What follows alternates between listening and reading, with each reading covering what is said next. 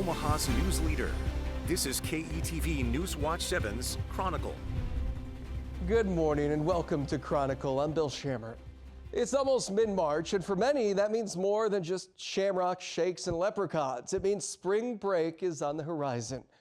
Florida still dominates for people across the U.S., Key West and Destin being the top search places for 2026. But whether you're a student or a family looking to unwind together, spring break is a busy and sometimes stressful time as you navigate travel. So, Chronicle is here to help. Let's start with the 2026 trends. According to Travel and Leisure and Google, Hilo, Hawaii, Asheville, North Carolina, Sarasota, Florida, Long Beach, California, and Panama City Beach, Florida are the most popular destinations. Internationally, no shocker here, top spots include Cancun, Punta Cana in the Dominican Republic, Greece in Europe, and Belize in Central America. And though Mexico is a spring break hotspot, the U.S. Department of State has issued high-level, region-specific warnings because of crime, kidnapping, and recent intense cartel-related violence in specific areas. Some of those warnings are at a level 4, which means do not travel there. Other things to keep in mind when planning spring break vacations. Many popular destinations are busiest near St. Patrick's Day, and you need to consider what kind of fun you plan on having. Is this a family vacation or a party vacation? Orlando and Palm Springs, California are ideal for families. Key West and South Padre Island in Texas are well-known party hubs. When it comes to booking a flight, that can sometimes feel like a gamble. Should you book early and lock in a date, or cross your fingers, wait, and hope the price drops? Chronicle's National Consumer Unit is digging into the latest airfare data to find the smartest strategy. Here's Ali Jasinski. You find the perfect flight, but then you hesitate. Do you book now or wait and hope it gets cheaper? Turns out timing does matter, according to a new report from Expedia that analyzed a year's worth of flight data. Now, there are some caveats, but here's what stood out. The cheapest day to fly? Friday. You could save about 8% compared to Sunday. That's roughly $30 on a $400 ticket. The cheapest month to travel? August. Flights averaged about $120 less than the most expensive month, December. And if you're simply hunting deals, you're likely to find them on flights in July, October, and November. Okay, but what about when to actually book? I asked, and here's where things get interesting.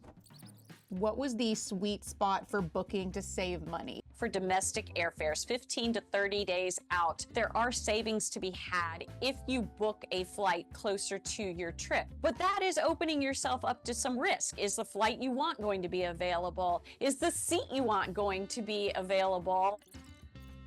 Basically, that strategy works if you're flexible. So think about it this way. If you're saying, I want to visit my family, I don't need to book a hotel, and I don't really care which weekend I go, you can probably wait it out. But if you're saying, I need to be in New York in July for a birthday, your window to save is much tighter. Here are some other ways to book smarter.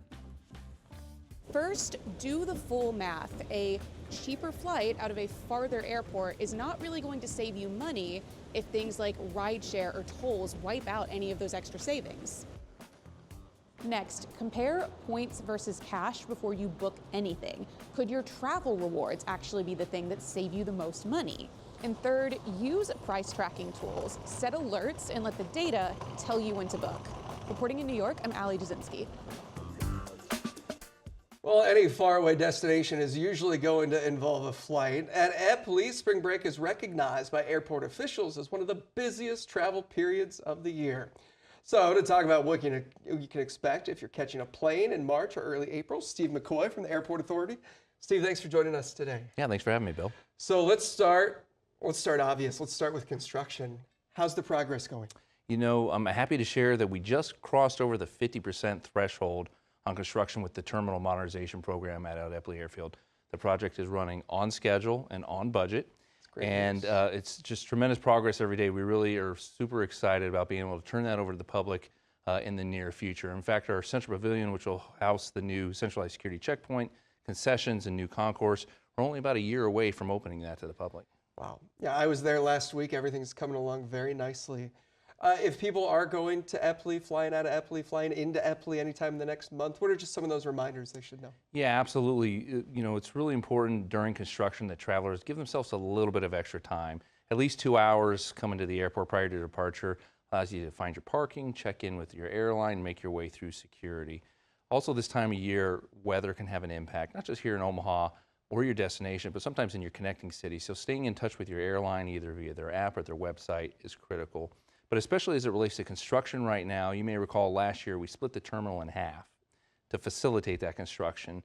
And so during this terminal split, it's really critical that travelers know which airline they're flying on, and then simply follow the signage to get them into the right terminal. We've done a number of things to really enhance that with the Find Your Way at OMA options, including enhanced passenger services, more wayfinding, digital tools, and online tools to assist with that as well.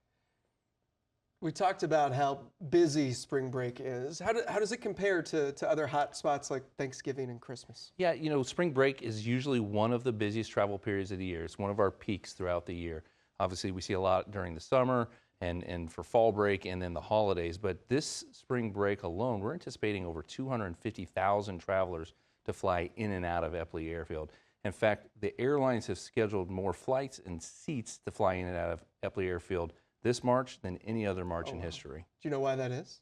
They continue to see good growth here in this community. It really supports air travel well. There's a good dynamic here, and the traveling public really responds well to what the airlines are providing. Well, probably the least favorite part of everybody's adventure is going through TSA. I know the Department of Homeland Security has that shutdown going on right now. Are there any changes with TSA, any longer wait times people need to know about?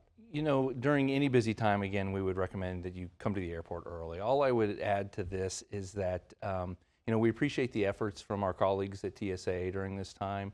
And if you're traveling through during spring break and you have a chance to thank a TSA screener, that would be appreciated. We talked about some of those international destinations. One of the biggest headlines of this terminal modernization project is that Omaha is going to get international destinations. Do you have a timeline for when you might announce some of those? Sure, we're very excited about this aspect. We know that the community is excited as well to have nonstop international service. So I mentioned the Central Pavilion will be opening in 2027. The international arrivals component will open in 2028. So as we get a little bit closer to 2028 and the opening of that, the airlines will be adjusting their schedules accordingly, and we'll see some information around that time frame. And I imagine airlines have been excited about making Omaha a spot for international travel? You mentioned earlier on the piece about Cancun, Mexico. That's our largest unserved destination from Omaha. In fact, during the peak season, Q1, which we're in right now, we see over 150 travelers a day getting on planes in Omaha to go to Cancun. Wow. So having a nonstop will be really big for that. You talked about Cancun. Okay, so what are some of the other biggest destinations people are going to? Based on existing travel demand, we see a lot of near international, so Mexico, in the Caribbean, places like Punta Cana, Puerto Vallarta, Cabo San Lucas, those sorts of destinations. How about domestically? Domestically, especially this time of year, you're right. Folks are looking to see some sunny destinations. Florida is obviously always very popular this time of year, as is Southern California. If you had to give people one or two pieces of advice if they're going to the airport in the next month or so, what is it? Just, again, pack your patience. Be prepared for anything to happen. Make sure you stay in touch with your airline and know what's happening with your individual flights.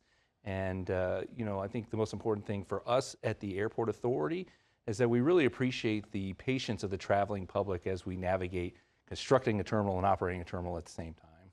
Patience is key. Absolutely. Steve, thanks for joining us Thanks, today. Bill.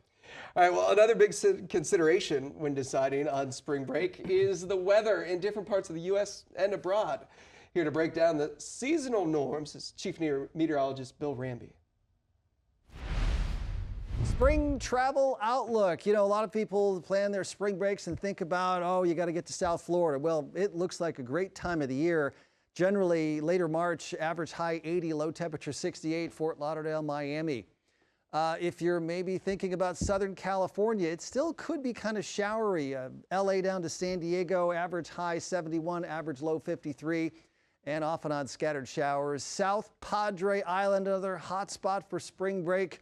Pretty good weather, late March, early April, 75 high, 62 low. Water temperatures in the Gulf are generally upper 60s to around 70. Maybe skiing is your thing. And certainly during later March into early April, there can be still more snow in the mountains, and temperatures vary widely, but long-term averages 38 for a high, 19 for a low.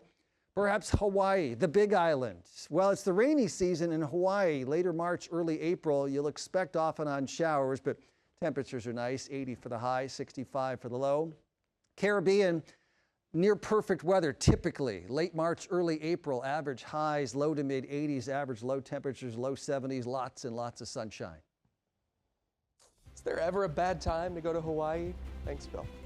Next on KETV News Watch 7's Chronicle, a travel expert from AAA gives us tips on budget travel. Plus, before you pack your bags, the major scam targeting travel itineraries. We're giving you the tools to spot red flags before your spring break becomes a spring bust and you're left in the dust.